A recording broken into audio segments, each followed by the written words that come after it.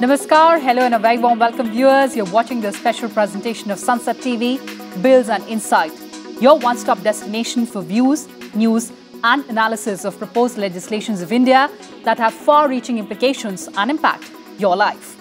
I'm your host, Kriti Mishra, and today the spotlight is on the Inland Vessels Bill 2021. The bill aims to replace over 100 years old Inland Vessels Act of 1917 and usher in a new era in the inland water transport sector. This initiative is a part of the proactive approach adopted by the government by repealing colonial laws and replacing them with legislations catering to modern and contemporary needs for the development of the maritime sector. Let's take a look at the highlights of the bill. The bill provides for unified law for the entire country instead of separate rules framed by the states. It provides for a central database for recording the details of vessel registration and crew on an electronic portal. The bill enlarges the definition of inland waters by including tidal water limits as well. The bill also provides for pollution control measures of inland vessels. So why did we need new legislation? Well, the Inland Vessels Act of 1917 was conceived for consolidating various legislations and had limited applicability and purposes. The Act had undergone several amendments, and the last major amendments were in 1977 and 2007. The requirement of a new legal regime, which is adaptive and favourable for future technological developments, capable of facilitating present and future prospects of trade and transportation and safe navigation by inland vessels, was mandated. And for deeper insights on this bill, I am joined by Mr. Jayant Singh, Vice Chairman, Inland Waterways Authority of India, and joining us through virtual platform from Mumbai, Captain Anil Kishore Singh, FICCI Chairman on Inland Waterways and CEO, Adani Inland Waterways. Welcome to Sansad TV, both of you, and thank you so much for joining us. And also, in the studio, we have with us a very vibrant audience. Some of them are lawyers, some of them are maritime students. I welcome all of you on Sansad TV. And before we commence our discussion, let's take a look at how our parliamentarians debated this crucial bill. The bill aims to, in respect of the powers of the state government, it appears that the interfering with the powers of the state government, it is a federal structure. The powers of the state governments also has to be considered and re-looked into and make necessary amendments with regard in the bill. मेरा आज बहुत ही खुश है दिन क्योंकि अंतर्देशीय जलयान का पास हो रहा है bill. The proposed bill would make inland waterways sector more attractive to investment, resulting in more employment opportunities, more revenue and economic development in the state. And Mr. Jayant Singh, let me commence the program with you. The Inland Waterways network in India spans close to 15,000 kilometers across rivers, channels, backwaters, creeks. Now that we have a legislation that will replace a century-old law, take us through the important aspects of this bill. So as you rightly mentioned in the beginning, this bill now an act, of course, was long overdue. I mean, very few of us know actually that mechanical propulsion on waterways actually predates railways in India. We had the first train in 1853, but first mechanically propelled vessel on inland waterways in the Indian subcontinent way back in 1823. So this sector was quite vibrant, was a very evolved sector. And even till 1965, till the 1965 war, a lot of trade was happening with Bangladesh on the the Ganga, Hooghly, Bhagirathi river systems. So it is basically the whole idea, the overarching emphasis, as you pointed out in the beginning, was to develop waterways to address the whole lot of issues that beset logistics in our country, congestion, pollution, and globally inland waterways are accepted as the most eco-friendly and the most and economical as far as the carrying the per ton carriage cost. It's one of the cheapest in the world. Now, the only problem was that the legislative and the institutional architecture governing this particular sector wasn't so, robust, nor was it all-encompassing to incorporate the kind of changes that are being envisaged, the kind of vessels, the navigation techniques, safety, and a whole lot of other issues that were there. So the 1917 Act has had about 15 odd amendments. Rather than going for fresh amendments, it was decided, I think, sometime in 2015 or 2016 to go up. So this particular act, as we see now, is a culmination of about 5 or 6 years of hard work. So the whole idea behind this act is to, prescribe standards to classify and categorize the mechanically propelled vessels. And, it really amazes me when, I took over this assignment very recently, and when I was reading about it at the time of my selection, is that the sheer amount of cargo actually that travels on waterways in India. Of course, the lead is not as long as one would see in the railways. But the fact is that even now on our west coast and our east coast with Bangladesh, we have about 2.5% of the total modal share of the cargo is actually traversing on the waterways. So it is a sector that is there, it is already there, it's functioning, and it is growing. Probably more than 11 to 12% of compounded annual growth rate over the last 5 years. I mean, no sector in logistics is growing the way this sector is growing. So the need for, so there is a need to expand this sector. So what do we do to expand this sector? We need to have more waterways, meaning that we have to make a river navigable, we have to do the dredging, we have to make sure there's enough water available, adequate depth is available for the vessels to operate. Then we have to have new navigational aids, state-of-the-art navigational aid that can enable night navigation. Then we have to have terminals where cargo can be handled, where people can actually board in case there's passenger movement happening. And last but not the least, perhaps the most important is to have the vessels. Yes. And vessels is something where we expect, the general thought is that private sector, once given you create the ecosystem, the private sector would pitch in and actually start operating the vessel because of the intrinsic advantages the sector offers. So as part of that mandate, the Inland Waterways Authority of India set about, first classifying the national waterways. So we have 111 now, out of which at least 23 are, have been declared as suitable for navigation and movement of both goods and passengers. So these are the ones we are really targeting. And as a part of a flagship project, we are looking at National Waterway 1, which starts from Prayagraj and terminates at Haldia. So it is actually traversing 4 states. And it's pretty long, it's 1620 kilometers long. So those of you who have studied history would probably know about the Grand Canal in China, which is actually smaller than that. But then, of course, Grand Canal is a canal, and this is actually Ganga. And there are a lot of challenges here. So as I mentioned, 4 states. So the moment you have 4 states, you immediately need a very, very robust institutional architecture to govern not only the kind of vessels that will operate, the rules, the standardization of rules, safety measures, the whole classification and standards, etc. of the vessel. So you have to really actually have some sort of an edifice around which you can create that whole ecosystem of transport, riverine transport. So that was the impulse the government was driven by. That was one. And of course, it was very well understood that certain states like, for example, Bengal, Goa, Maharashtra, Gujarat, and Assam, they have a very vibrant river transport system. So they have their own set of laws and rules. But at the same time, we needed an act that was overarching in the sense that, it's something like the Indian Motor Vehicles Act, whereby you register a car in one state, it is applicable, that act or that registration certificate is applicable across the country. So when you have vessels, traversing from Uttar Pradesh going right up to Bengal, you need a common act, common law. So this was the need. All right, so those were the broad highlights. But sir, you mentioned a very important aspect, which was, of course, the economic advantage. Let me take that to Captain Singh. Captain Singh, about 55 million tons of cargo is being moved annually by inland water transport in India, which is lesser than several developed nations. For instance, it is 630 million tons of cargo in the United States. How will this bill reduce the burden on railways and congested roadways through inland transport?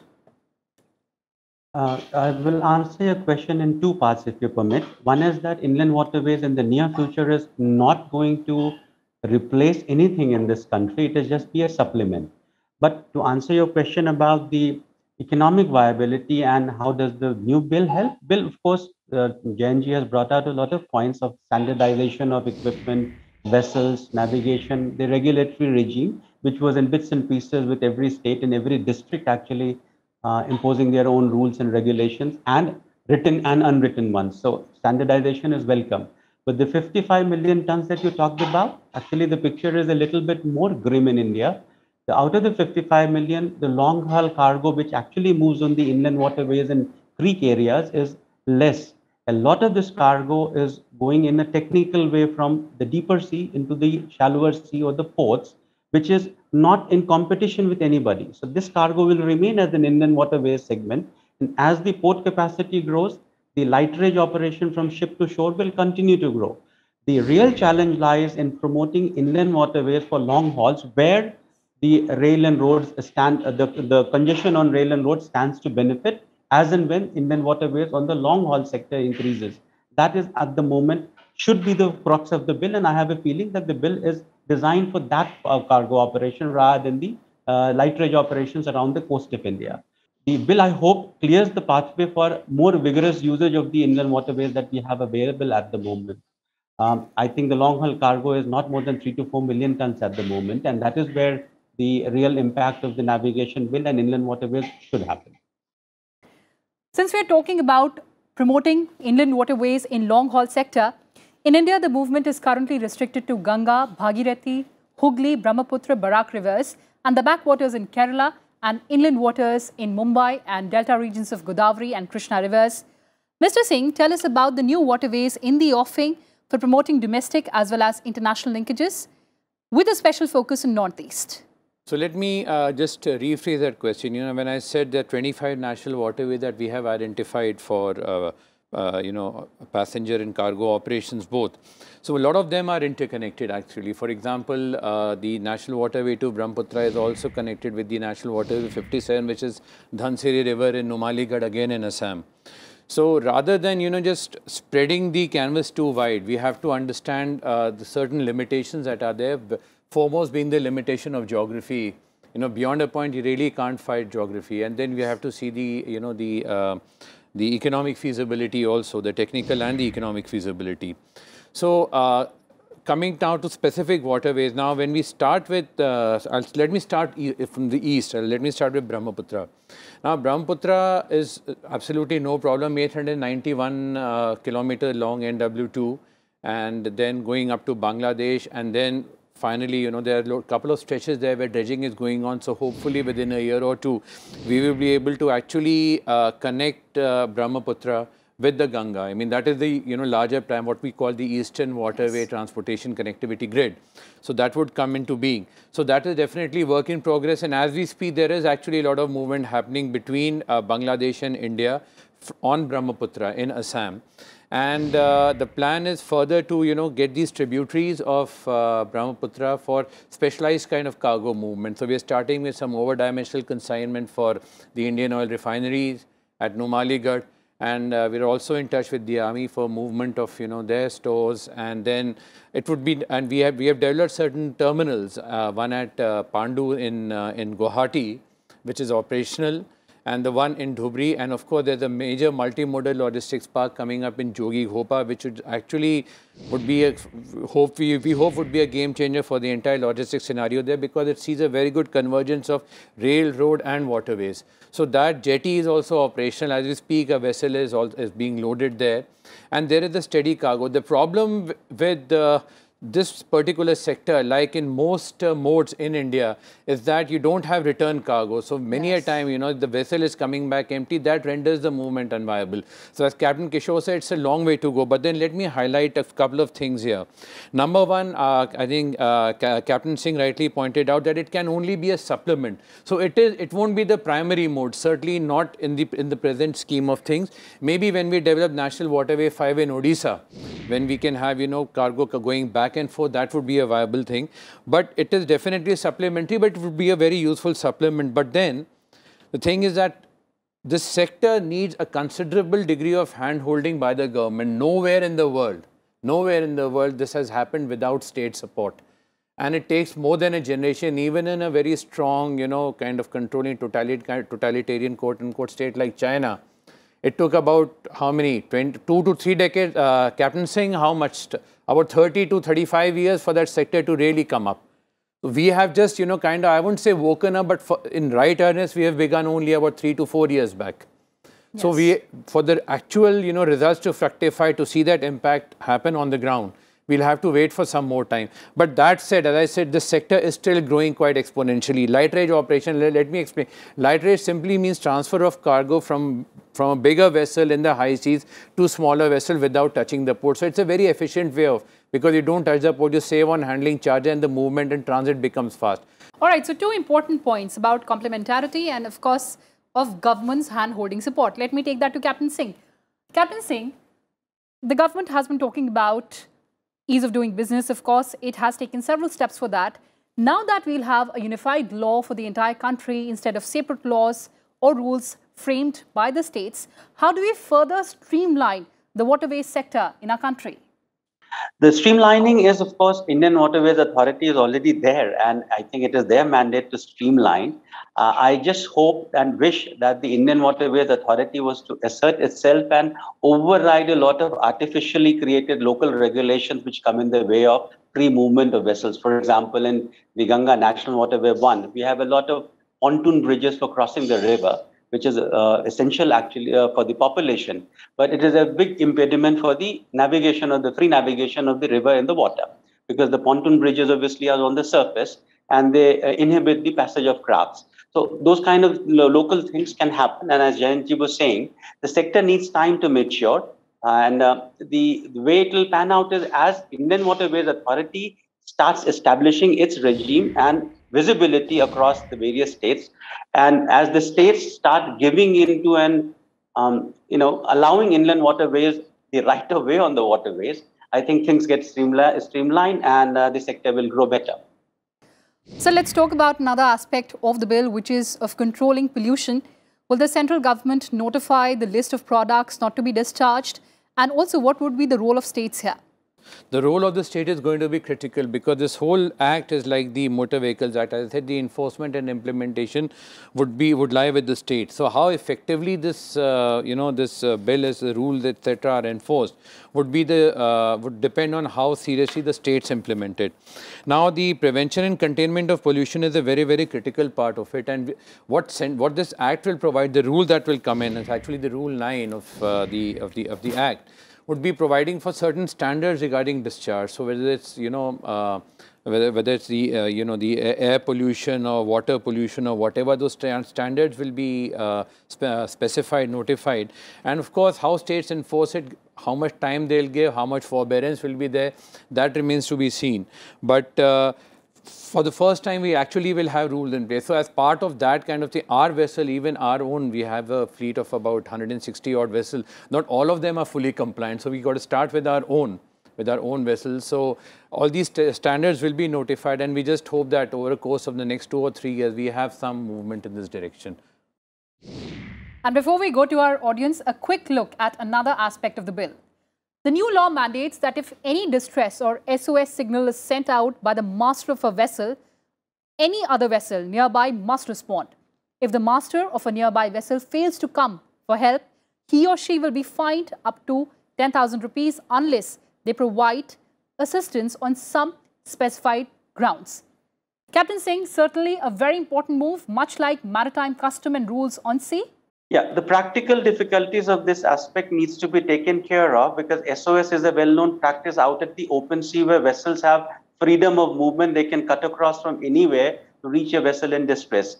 SOS as a concept is nice, but the inland waterway riverway channel is a slightly constrained channel. So the vessel, for example, which is up the downstream, may not be very easily able to turn around and go back to the rescue. So when the rules are being framed, certain exemptions will have to be allowed for, but in principle, a good step.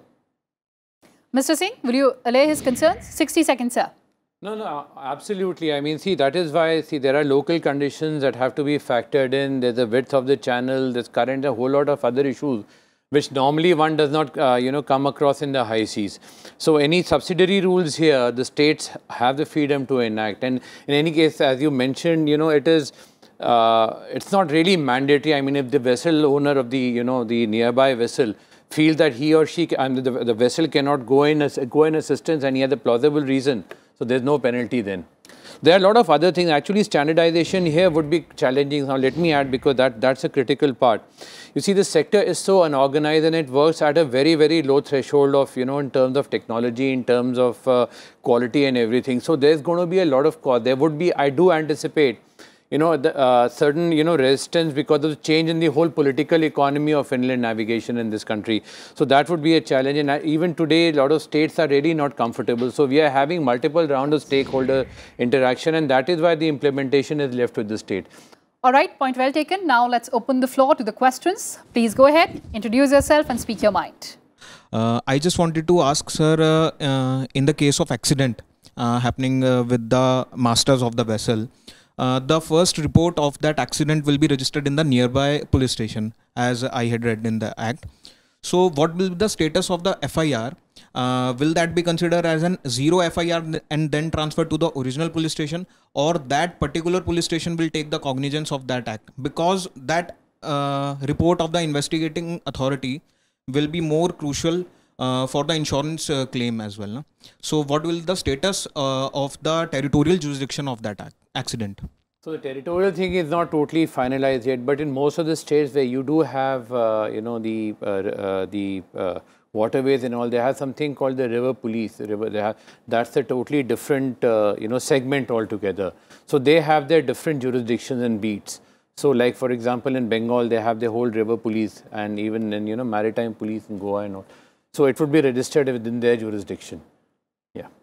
All right, next question. Hello sir, my name is Ketan Narang and I am a law student.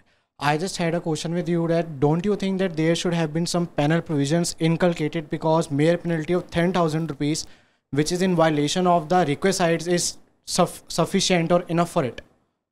No, there are a whole lot of penalties for a whole lot of, violations. And you're saying 10,000 is too less. In fact, a lot of, when this bill underwent legislative consultations, so many states were of the opinion that this is too high, it should be lowered. So 10,000 to you, I mean, this is again very, very relative. And these are, these are just a deterrent.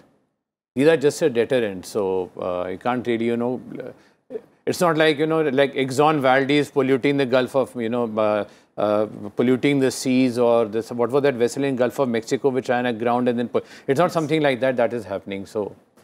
All right, let's take the next question. Hello sir, my name is Raghav Arora and I am pursuing law, and right now I am in a final year of my course. Sir, I have a question that the said act which has been recently enacted, does it comes under the ambit of Right to Information Act? Yeah, I mean, anything that's, there's nothing, it's not covered, there's nothing secret or issue of national security. It's like the Motor Vehicles Act. So you just, replace motor vehicles with inland vessels and there you have it. All right, so time for last question. Hello sir, myself Jatin Katyal, and my question is to you sir, as this bill promote more traffic towards our waterways, so don't you think sir, in this bill we should have a more clear image of how the pollution and emission of these vessels is to be channelized? You also wanted to make a point? Please go ahead. Sir, I'm Nandini Vashisht from Miranda House. I'm pursuing political science honors.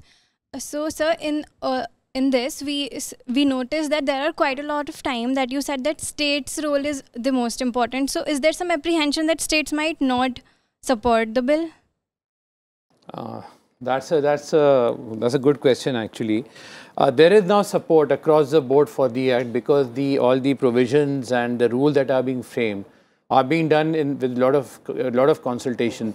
There are some apprehensions by certain states, and some of them are actually quite genuine. As I said, the kind of standardization and the rules and regulations that we are coming up with, they will definitely impose costs. It's like, telling a small automobile manufacturer, a car manufacturer like maybe Tata Nano or Maruti 800 or something, and forcing them to install a seat belt and airbags. So the cost goes up. So the USP of inland waterways often lies in the cheap cost of transport. So all these investments would actually increase the cost of transportation, which will be passed on to the shippers. So that way the competitiveness will come down. That is what the states apprehend. All right, so there's concurrence from all sides, and I'm completely out of time. Time for closing comments from both my guests. Captain Singh, coming to you first. Potential of inland waterways in India. Going ahead, sir. The potential is good, and it will continue playing the supplementary role till a point where it becomes a serious player in the logistic basket. I'm so glad that Jayant Singh is conscious of the fact that these cost of compliances are going to go up, and therefore, the potential for earning revenue in inland waterways is limited by the least cost option, that is either road, rail, or a multimodal mix. Now, you add the cost of operation to the inland vessel, and which is where our interest lies. Obviously the margins get squeezed. The inland waterways is competing with other modes, and therefore it has to be given all the hand holding that inland waterways can do. At the same time, of course, elevating the level, increasing the potential to carry, and the legislature and the rules that are going to be happening. I hope JNG keeps this in mind, that the hand holding and the encouragement part also must be kept in mind going forward. I am bullish about it, and I think the country will see much more progress as and when these terminals are operationalized and routes are reopened, re-established in the future. JNG seems very affirmative. Yeah, I'm glad, this kind of endorsement coming from the industry, because it can't really happen. The sector cannot grow without private participation. And we have to work on, essentially, I keep talking about the 3 pillars. We have to have the water. That means we have to give them the depth for the vessels to operate.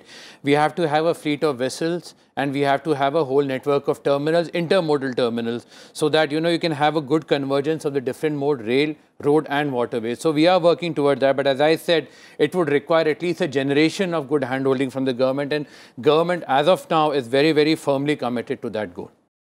All right, on that note, thank you so much for joining us, Mr. Singh and Captain Singh. So the aim is to fulfill the vision of Prime Minister Narendra Modi to make the legislative framework user-friendly and promote ease of doing business. National waterways provide a cost-effective, logistically efficient and environment-friendly mode of transport whose development as a supplementary mode would enable diversion of traffic. With that, it's a wrap on this edition. Next week, get ready for incisive analysis of another crucial bill. Till then, take care and stay tuned to Sansad TV. Namaskar.